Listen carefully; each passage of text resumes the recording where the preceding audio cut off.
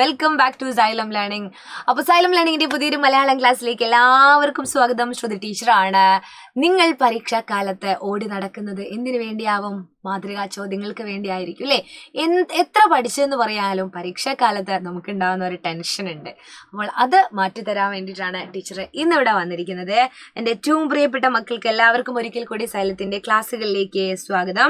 അപ്പോൾ പരീക്ഷയെ നമുക്ക് അടിപൊളിയായിട്ട് ചിരിച്ചുകൊണ്ട് നേരിടാം. ഇനിയിപ്പോൾ ചോദ്യപേപ്പർ കാണുന്ന സമയത്ത് അയ്യോ ഇതെങ്ങനെ എഴുതും എന്നാലോചിച്ച് ഇരുന്ന് വിഷമിക്കുകയും ചെയ്യരുത്. ചോദ്യം ഒരു പ്രാവശ്യം വായിച്ചിട്ട് മനസ്സിലായില്ലെങ്കിൽ 1 or 2 തവണ വായിക്കാനുള്ള സമയം നിങ്ങൾക്കുണ്ടാവും. അപ്പോഴേക്കും എന്തെങ്കിലും നിങ്ങൾ പഠിച്ചതുമായിട്ട് ബന്ധപ്പെട്ട് എന്തെങ്കിലും എഴുതാനുള്ള ഒരു സമയം അല്ലെങ്കിൽ ഒരവസരം അവിടെ ഒത്തുവരുമെന്നാണ് ടീച്ചർക്ക് പറയാനുള്ളത് കേട്ടോ. സോ കൂളായിരിക്കുക. ഇതെങ്ങനെ എഴുതുമെന്നാലോചിച്ച് ഈ കുട്ടി ഇരിക്കും പോലെ ടെൻഷൻ അടിച്ചിരിക്കേണ്ട ഒരു കാര്യവുമില്ല. ഇനി എനിക്ക് പറയാനുള്ളത്, നമുക്ക് സൈലത്തിൽ ഒരുപാട് ബാച്ചുകളുണ്ട് അല്ലേ? ഒരുപാട് ബാച്ചുകളുണ്ട്. 4ാം ക്ലാസ് മുതൽ അങ്ങ് +2 നീറ്റ് വരെയുള്ള ഓൺലൈൻ ട്യൂഷൻ ബാച്ചുകളുണ്ട്. നിങ്ങൾ ഏത് ക്ലാസ്സിലാണ് പഠിക്കുന്നത് എന്ന് നോക്കി നിങ്ങൾ എന്ത് ചെയ്യണം? ഓരോ ക്ലാസ്സിലും ജോയിൻ ചെയ്യുക. ഇനിയിപ്പോൾ ചെറിയ ക്ലാസ്സിലുള്ള മക്കളോട് അനിയന്മാരും അനിയത്തിമാരും ഉണ്ടെങ്കിൽ അവരോട് അങ്ങനെ പറയുക. ഇനി ചെറിയ ക്ലാസ്സിലുള്ള കുട്ടികളാണെങ്കിൽ വലിയ ഏട്ടന്മാരോടും ചേച്ചിമാരോടും പറയുക, സൈലത്തിൽ അടിപൊളി ബാച്ച് ഉണ്ട്, ഇതാ ഇപ്പോൾ കുറേ ഓഫറുകളൊക്കെ ഉണ്ട്, എല്ലാവരും എന്ത് ചെയ്യുക, ഈ ഒരു നമ്പറിൽ വിളിച്ച് നോക്കുക. 9995400800. ഇതിൻ്റെ ഒരു പ്രത്യേകത എന്താണെന്നറിയോ? ഇതാ ഇപ്പോൾ ഉള്ള പൈസയെക്കാളും ഇപ്പോൾ ഒരു വർഷത്തേക്കുള്ള പൈസയാണ് നിങ്ങൾ ഓരോ ക്ലാസ്സിൻ്റെയും ഇവിടെ കാണുന്നത്. പക്ഷേ ഇപ്പോൾ എന്താണ്, ഓഫറുകൾ വരുന്ന സമയത്ത് 10%, 20% അങ്ങനെ പറയുന്ന ഓഫറുകൾ ഉണ്ടാവും, കൂപ്പൺ കോഡുകൾ ഉണ്ടാവും. അപ്പോൾ ഇപ്പോൾ ഏത് ഓഫറാണ് നിലനിൽക്കുന്നത് എന്നുള്ളതാണ് നിങ്ങൾ നോക്കേണ്ടത്. ഈ ഒരു നമ്പറിൽ നിങ്ങൾ കോൺടാക്ട് ചെയ്യുക കേട്ടോ.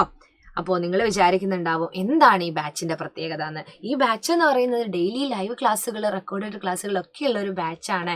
അവിടെ എന്താണ് സംഭവിക്കുന്നത്?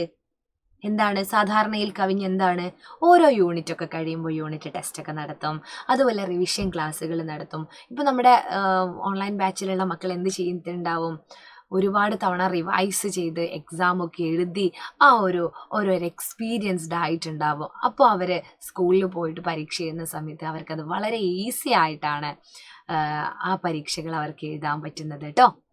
അപ്പോൾ മക്കൾ എന്ത് ചെയ്യുക, ഒന്ന് വിളിച്ചു നോക്കുക. വിളിച്ചു നോക്കിയിട്ട് നിങ്ങളുടെ സംശയങ്ങളൊക്കെ തീർക്കുക. അപ്പോൾ അഡ്മിഷൻ പെട്ടെന്ന് തന്നെ എടുക്കുക എന്നുള്ളതാണ്. അപ്പോൾ ഇന്ന് ഞാൻ പറയുന്നത് ഒരു പരീക്ഷാ ചോദ്യമാണ്. ഏതാണ് ആ പരീക്ഷാ ചോദ്യം? നമുക്ക് നോക്കാം. ഇന്ന് എനിക്ക് പറയാനുള്ള ചോദ്യം എന്ന് പറയുന്നത് ഇതാ, എല്ലാവർക്കും എളുപ്പത്തിൽ മാർക്ക് നേടാൻ പറ്റുന്ന ഒരു ചോദ്യമാണ്. ആദ്യത്തെ പ്രവർത്തനം ഇതാവാനാണ് സാധ്യത. എ ഗ്രേഡ് അല്ലെങ്കിൽ 5 മാർക്കിന്റെ ചോദ്യമാണിത്. 5 മാർക്ക് അല്ലെങ്കിൽ എ ഗ്രേഡ് എളുപ്പത്തിൽ നേടാൻ പറ്റുന്ന ഒരു ചോദ്യം. കവിത വായിച്ച് ശരി ഉത്തരം ബ്രാക്കറ്റിൽ നിന്നും കണ്ടെത്താൻ. ആ ഓപ്ഷനും തരൂ അല്ലേ? ചിലതിന് ഓപ്ഷൻ ഉണ്ടാവില്ല, ചിലതിൽ കവിതയായിരിക്കില്ല, ചിലപ്പോൾ എന്തെങ്കിലും ലേഖനത്തിന്റെ ഭാഗമായിരിക്കും, ഒരു ഖണ്ഡികയായിരിക്കും, അല്ലെങ്കിൽ ഒരു കഥയുടെ ഭാഗമായിരിക്കും. അപ്പോൾ മക്കൾ ചെയ്യേണ്ട ഒരു കാര്യം, ഈ കവിത ഒന്ന് നല്ല മനോഹരമായിട്ട് ഒന്ന് വായിച്ചു നോക്കുക, മനസ്സിരുത്തി ഒന്ന് വായിക്കുക, പിന്നെ അടുത്ത ചോദ്യങ്ങൾക്ക് ഉത്തരം എഴുതുക എന്നുള്ളതാണ്. എല്ലാ പരീക്ഷയ്ക്കും കാണുന്ന ഒരു ചോദ്യമാണ്, മാറ്റങ്ങളൊന്നും വരുന്നില്ല. സ്വാഭാവികമായിട്ടും വരുന്ന അല്ലെങ്കിൽ എല്ലാ പരീക്ഷകളിലും കാണുന്ന ഒരു ചോദ്യം എന്നുള്ള രീതിയിൽ ഇത് നമ്മൾ എന്ത് ചെയ്യുക, ആരും വിട്ടുകളയരുത്. ഇത് നിർബന്ധമായും എഴുതേണ്ട ഒരു ചോദ്യവും കൂടിയാണ്.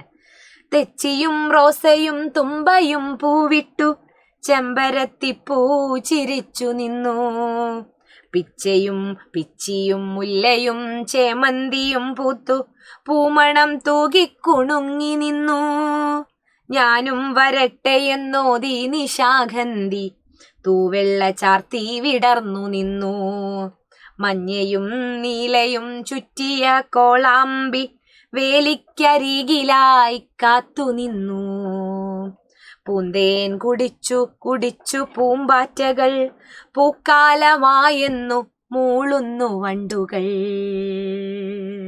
പൂന്തേൻ കുടിച്ചു കുടിച്ചു പൂമ്പാറ്റകൾ പൂക്കാലമായെന്നു മൂളുന്നു വണ്ടുകൾ.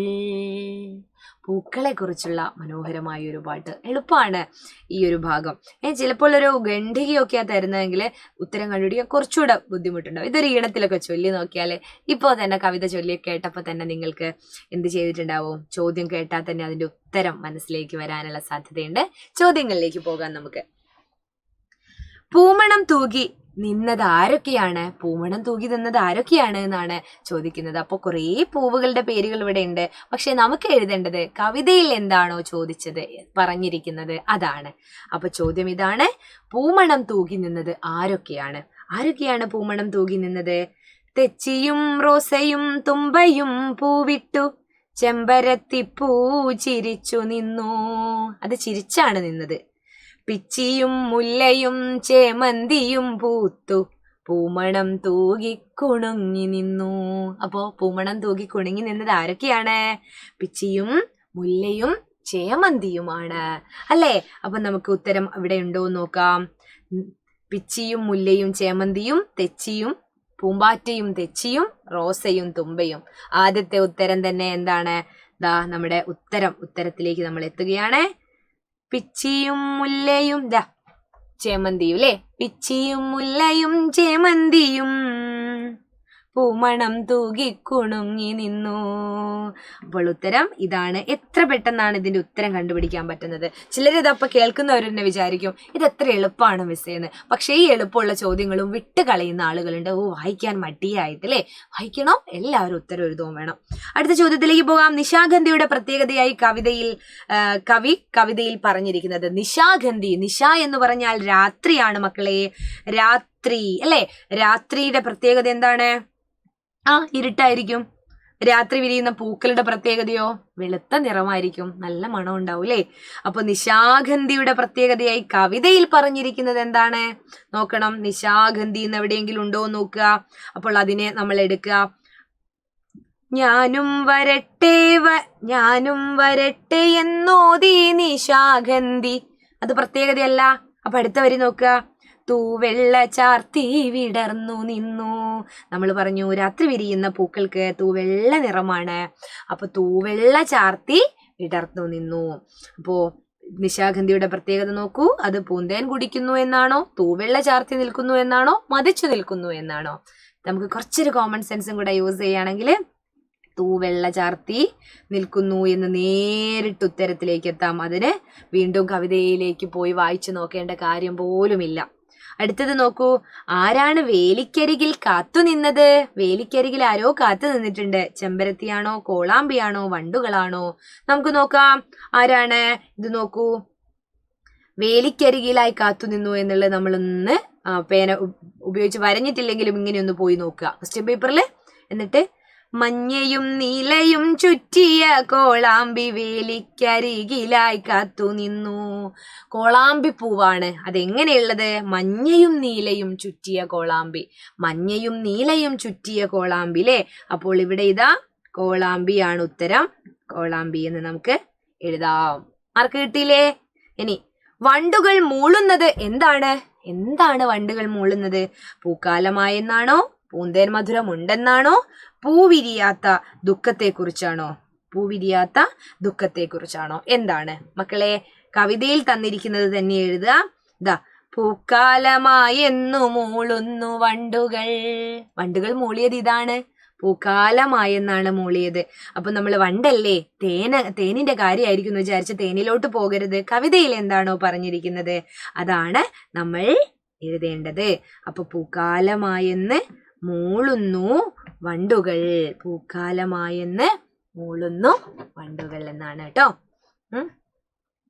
ഇനി നമുക്ക് നോക്കാം അടുത്തതായിട്ട്. കോളാമ്പി പൂക്കളുടെ നിറം എന്ത്? ഞാൻ കണ്ടത് മഞ്ഞ കോളാമ്പിയാണ്. മറ്റൊരു കളർ ഞാൻ കണ്ടിട്ടില്ല ഇതുവരെ. പക്ഷെ കവിതയിൽ പറയുന്നുണ്ട് മഞ്ഞയും നീലയും ചുറ്റിയ കോളാമ്പി വേലിക്കരികിലായി കാത്തു നിന്നു. മഞ്ഞയും നീലയും ചുറ്റിയ കോളാമ്പിയാണ് വേലിക്കരികിൽ കാത്തു നിന്നത് എന്ന് പറയുന്നുണ്ട്. ഇത് നോക്കാം. മഞ്ഞയും നീലയും ചുറ്റിയ കോളാമ്പി എന്നുള്ളതുകൊണ്ട് കോളാമ്പി പൂക്കളുടെ നിറം മഞ്ഞയും നീലയും എന്ന് എഴുതാം. അപ്പൊ നിങ്ങൾ വിചാരിക്കും ശരിക്കും അത് ഉണ്ടോ, ഞാൻ കണ്ടിട്ടില്ലല്ലോ എന്നൊന്നും വിചാരിച്ച് മിസ് വിചാരിച്ച പോലെ അങ്ങനെ വിചാരിക്കാൻ പാടില്ല. കവിതയിൽ എന്താണോ പറയുന്നത് അതാണ് നമ്മൾ എഴുതേണ്ടത്. മനസ്സിലായോ? വളരെ എളുപ്പമുള്ള ചോദ്യം, വളരെ പെട്ടെന്ന് മാർക്ക് വാങ്ങുന്ന ഒരു ചോദ്യം. ഉഷാറായില്ലേ? അപ്പോ ഇത്രയേ ഉള്ളൂ. നമുക്ക് വളരെ പെട്ടെന്ന് തന്നെ A ഗ്രേഡ് നേടാൻ പറ്റുന്ന ഒരു ചോദ്യം 10 മിനിറ്റ് കൊണ്ട് നമ്മൾ പഠിച്ചു കഴിഞ്ഞു അല്ലേ? സെറ്റല്ലേ? മറ്റൊരു ചോദ്യമായിട്ട് ടീച്ചർ വീണ്ടും വരാം. ബൈ.